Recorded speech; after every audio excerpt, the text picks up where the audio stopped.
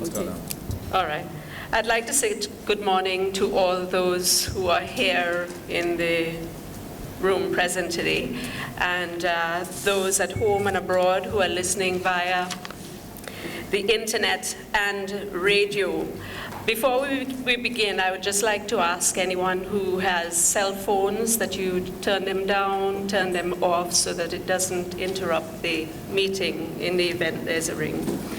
Okay, so the purpose of this meeting today is to discuss this matter pertaining to Leon Samuel, better known as Bigger Bigs, and to do with his mining operation at Rabuka that has been closed down. To begin, I'd like to say that since the planning permission to mine aggregate at Rabuka, which was granted to Leon Samuel and Big Up Trucking and Blocks Construction Limited, was revoked in February 2011, this matter has been the topic of discussion on the airwaves and on the internet by government officials, political activists, professionals, Leon Samuel himself, friends and supporters of Leon Samuel, and all sorts of individuals. Some of the information related to this matter has been skewed in all sorts of directions, and issues have been misrepresented in different forms and fashions based on the various individual perceptions. This press conference today is being held in an effort to bring greater understanding as to the developments which have taken place in this matter, and to clarify some of the issues surrounding the closing down of Bigger Bigs mining operation. My name is Marlon Mills, and I'm acting in the role of facilitator of this conference, and with me are a few highly experienced individuals who will speak on the issues we are about to discuss and who have been involved in this matter from the onset. So allow me to introduce, on my left, Mr. Glenford Stewart, CEO of Stewart Engineering Limited, Mr. Fillmore Isaacs, former Chief Agricultural Officer, Mr. Clive Bishop, agronomist, and Mr. Leon Samuel Bigger Bigs, the person at the center of this matter. Before we begin, I would like for us to pause for a moment of reflection by inviting Pastor Providence to share a few words of prayer with us.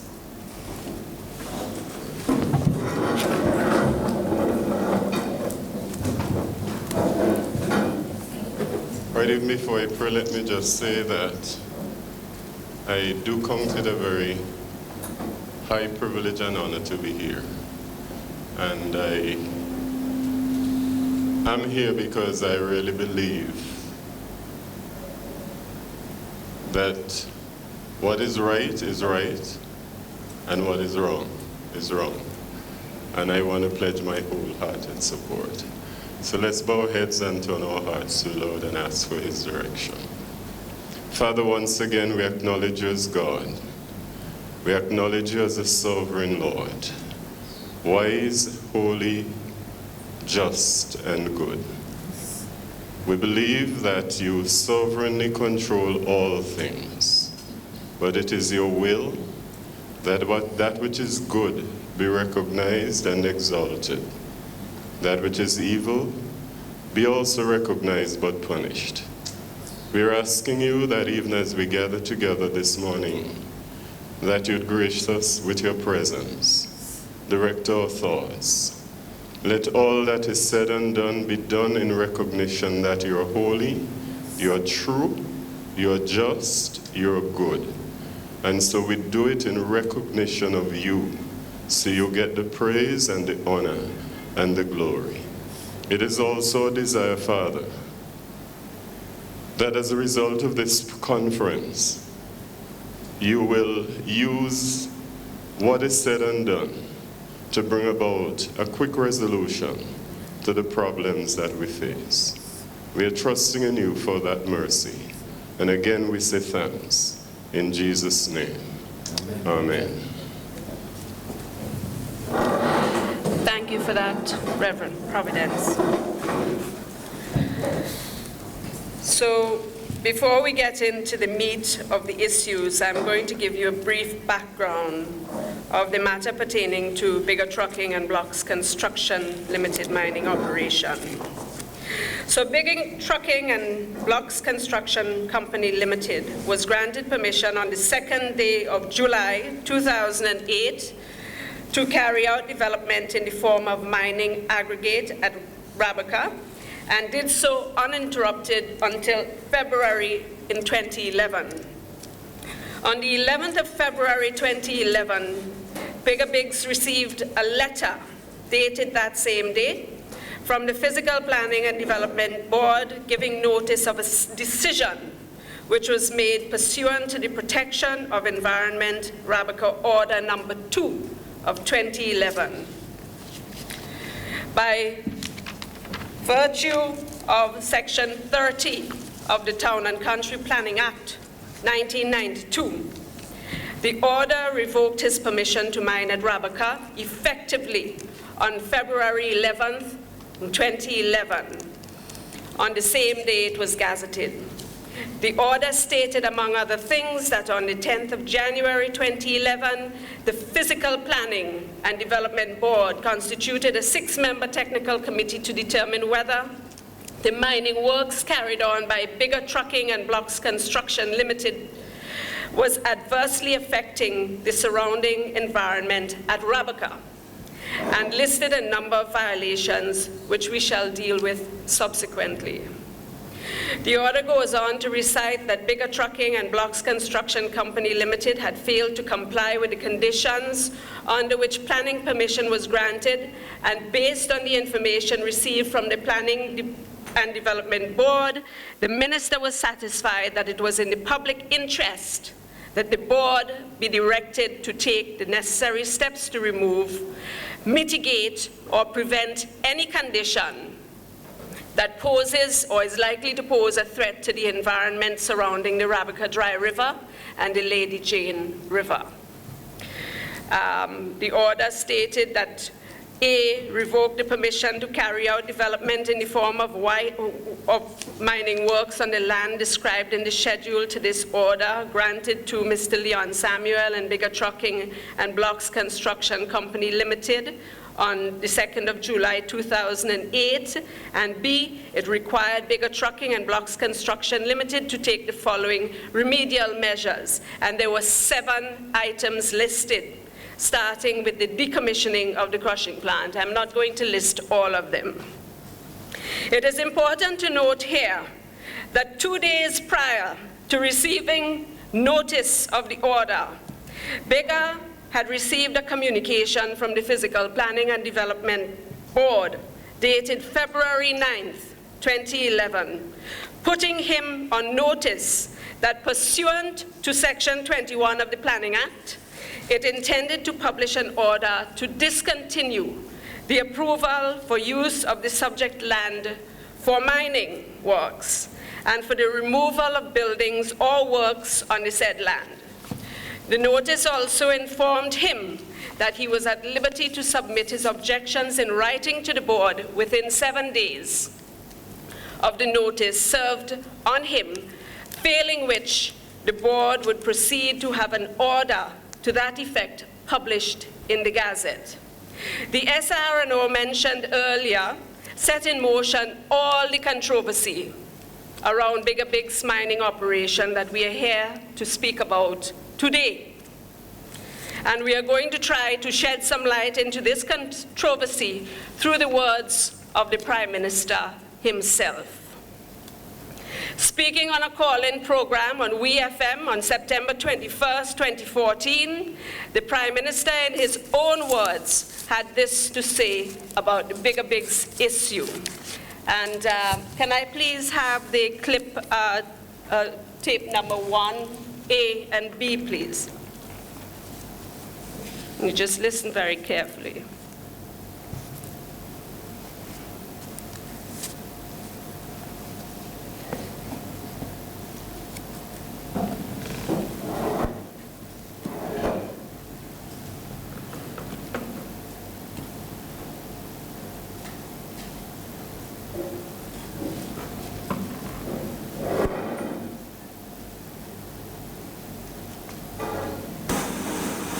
first official complaint, a letter came to me, a report came to me from an engineer, an environmental engineer from National Parks. Of course, if I get a report that a particular mining facility is damaging, perhaps irretrievably, the environment, I would be completely irresponsible not to take that report seriously. But I didn't want to have just one report. The matter was then subjected to the analysis, and I asked them to visit and give me reports, and also to give the minister reports. That is to say, the office of the chief engineer and the person who we call the town planner, the chief physical planner, who at the time was Anthony Bowman, who is now the chief technical officer, the position a little more elevated. And they gave their reports. As a consequence of those reports, the cabinet took a decision in principle that something ought to be done to ensure that this kind of a thing couldn't continue. The Attorney General looked at the Planning Act, and particular recommendations were made. She made certain drafts to the cabinet, and the cabinet took a decision. Can't remember, I haven't looked up the book, whether it was a discontinuance order or a prohibition order. I can't remember the particular details. The long and short of it, to stop the mining operation. Yes. But the only issue on which cabinet acted was the matter involving the environment. So, as you have heard, the environmental and technical issues that the Prime Minister is referring to here are really the substantive reasons the decision was taken to revoke the license for Bigger Trucking and Blocks Construction Company Limited. You will also note that the Prime Minister said that it was the only issue on which Cabinet acted. But when Bailey told me that before the Christmas floods, shortly before the Christmas floods, the entire Board of Physical Planning had bigger bids at the meeting. Okay. Glenn Stewart was with him. Okay. And Glenn, as you know, is a very competent structural engineer, yes, and who is an experienced man. And I in respect of before, that clip was actually a little bit premature, but in respect of the, so that we don't jump ahead of ourselves, in respect of the environmental issues, I wish to invite Mr. Clive Bishop to read from the Protection of the Environment, Rabaka Order number 2 of 2011, the reasons stated why the approval for development that was granted to Bigger Bigs Company was revoked. Good morning to all listening to this program. Good morning to all listening to this program. I am reading from a document entitled St. Vincent and the Grenadines Statutory Rules and Orders, 2011, number 2, gazetted 11th February 2011. Protection of the Environment, in brackets, Rabaka Order 2011. Whereas on the 2nd of July 2008, the Physical Planning and Development Board granted permission to carry out development in the form of mining works on the land specified in this order to Mr. Leon Samuel and Bigger Trucking and Blocks Construction Company Limited.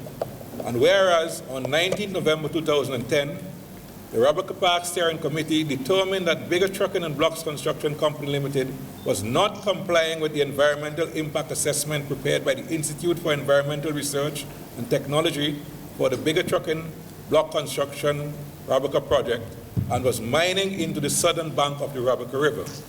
And whereas on 10 January 2011, the Physical Planning and Development Board constituted a 6-member technical committee to determine inter alia whether the mining works carried out by Bigger Trucking and Blocks Construction Company Limited was adversely affecting the surrounding environment at Rabaca. And whereas the technical committee concluded inter alia that A, Bigger Trucking and Blocks Construction Company Limited is not adhering to the proposals in the environmental management plan submitted in their application. The use and disposal of the petrochemical compounds is not controlled, and there is evidence that the oils and diesels have gained access to the groundwater table. B, the excavation pit adjoining the Rabaca River presents a significant risk to the heavy equipment operators. The riverbank of the Rabaca River, Dry River, may collapse under the load of the equipment operating along the bank. There is apparently a lack of safety measures or procedures being practiced on the site. C, there is extensive erosion along the banks of the Lady Jane River, which is affecting the operation of the Lady Jane River Bridge on the Carib Coast Road. And whereas Bigger Trucking and Blocks Construction Company Limited has failed to comply with the conditions subject to which the permission to carry out development in the form of mining works was granted, and whereas on information received from the Physical Planning and Development Board, the Minister is satisfied that it is in the public interest that the board be directed to take such steps as are necessary to remove, mitigate, or prevent any condition that poses or is likely to pose a threat to the environment surrounding the Rabaca Dry River and the Lady Jane River. Now, therefore, I, Clayton Borgen, Minister responsible for Town and Country Planning, by the virtue of power vested in me by Section 30 of the Town and Country Planning Act 1992, number 45 of 1992, do hereby make the following order. Citation. 1. This order may be cited as the Protection of Environment in brackets Rabaca Order 2011. Order to protect the environment. 2. The board is directed to take the steps set out in this section in relation to the land described in the schedule to this order. A. Revoke the permission to carry out development in the form of mining works on the land described in the schedule to this order, granted to Mr. Leon Samuel and Bigger Trucking and Blocks Construction Company Limited on July 2008. B. Require Bigger Trucking and Blocks Construction Company Limited to take the following remedial measures. 1. Decommission the crushing plant. 2. Backfill the excavations to eliminate ponding. The finished levels of backfill should allow original contours to the satisfaction of the board. No embankment to exceed 1H to 2V slope. 3. Reinstate the topsoil and in-situ vegetation to all excavated areas. 4. Terrace and shape the embankment along the Lady Jane River to the board's satisfaction. No embankment to exceed 1H to 2V slope. 5. Conduct the site restoration process as outlined in the Bigger Trucking Construction Rabaca Project Environmental Impact Assessment. 6. Excavate soils contaminated by petrochemicals and utilize the appropriate treatment methods. 7. Collect all used petrochemical drums and dispose of off-site in a manner approved by the board. 8. Seize all incomplete constructions in bracket, buildings, etc. And 9. Take such other remedial measures the board considers necessary to remove, mitigate, or prevent any condition that poses or is likely to pose a threat to the environment surrounding the Rabaca Dry River and the Lady Jane River. May this 10th day of February 2011, Honorable Clayton Borgen, Minister of Housing, Informal Settlements, Informal Human Settlements, Physical Planning, Land and Surveys. So moving right along with the environmental and technical issues, we are going to play you another tape, tape number 2. And this is the Prime Minister again speaking on WeFM call-in program on the 21st of September 2014. When Bailey told me that before the Christmas floods, shortly before the Christmas floods, the entire Board of Physical Planning had bigger bids at the meeting. Okay. Glenn Stewart was with him. Okay. And Glenn, as you know, is a very competent structural engineer, Yes. and who is an experienced man. And I understand that there was a subsequent meeting. This is what Brent told me.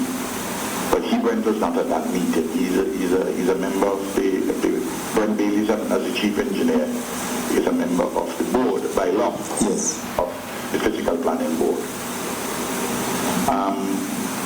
Hopefully we will see something, because this morning before I called Brent. I said, when last you spoke to Brigadiers, because I wanted to give you and the people of St. Vincent and Grenadines some kind of a final, where we are at the latest. Yes. He told me he spoke to Bigger. He said he think it was Wednesday we just gone here. Yes. And he wants to set up a meeting between him, the chief surveyor, and the persons from physical planning now. Okay. Bowman, and I suspect Mr. Campbell, who is the chief town planner. So you will note that the Prime Minister makes reference to Mr. Glenford Stewart and his professional competence. So in respect of the environmental issues, I'm going to read a document which was sent to Mr. Leon Samuel by Mr. Glenford Stewart subsequent to an evaluation of the mining site. And it goes, we refer to the above-mentioned revocation decision dated 11th February 2011, and which was issued to you by the Physical Planning and Development Board. Having monitored your mining operations from its inception up until our last visit to the site on the 20th of February 2011, we wish to state categorically that there was no engineering nor environmental basis for the decision by the Physical Planning and Development Board to terminate your mining operations. It is evident that the Protection of Environment Rabaca Order 2011, number 2 of 2011, which was made on the 10th of February 2011, was based on false and alarmist information, which was provided to the Minister of Housing, Informal Human Settlements, Physical Planning, Lands and Surveys by both the Rabaca Park Steering Committee and the Physical Planning Development Board's Technical Committee. We have found no activity of your mining operations met the threshold of an environmental hazard. The spillage of a total of 2.4 gallons of diesel over a 2-year period should not constitute a measure to precipitate an order for closure of the mining facility. Simple mitigation measures can be put in place for the storage of delivery of diesel and lubricants, but there will always be incidental spillage from operating heavy equipment and machinery on site. There is no evidence that spilled oils and diesel have gained access to the groundwater table through the sand and gravel to a depth of 52 feet. No excavation pit was ever created on the mining site or adjacent to Rabaca River. All heavy equipment and machinery were kept at significant and safe distances from the banks of the Rabaca River. All excavations and grading were executed in accordance with the operational and safety rules as set out by the U.S. Institute of Mining, Sand and Gravel Mining. No activity was ever conducted in or adjacent to the Lady Jane River, and no mining was ever contemplated in proximity to this river. The natural erosion of the banks of the Lady Jane River by stream flow has been occurring from time immemorial. This has absolutely nothing to do with the mining activities on the neighboring site. There was no ponding of storm water ever on the site. Ponding is not possible given the permeability of the natural sand and gravel overburden. In the natural process of time, the evidence will reveal that no topsoil was removed on site and that vegetation will thrive immediately upon cessation of mining. This is so because the chemical, volcanic origin, composition of the sand and gravel. This brief report on the matter is not intended to obstruct any legally constituted authority in the execution of its duties. Neither does it seek to prevent the state from administering fair and equal treatment to any citizen. Should you have any queries or need to discuss any aspect of this report, please do not hesitate to contact us. Photographs will show the various aspects of the mining operation and the condition of the site on 20th February 2030 are available for your review. Signed, G.M. Stewart. At this moment, I'm going to invite Mr. Stewart to elaborate and to present his argument in respect of his environmental evaluation.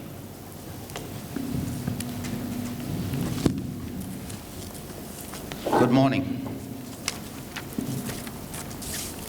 It is alleged that disposal of petrochemical compound was not controlled, and there is evidence that oils and diesel have gained access to groundwater table.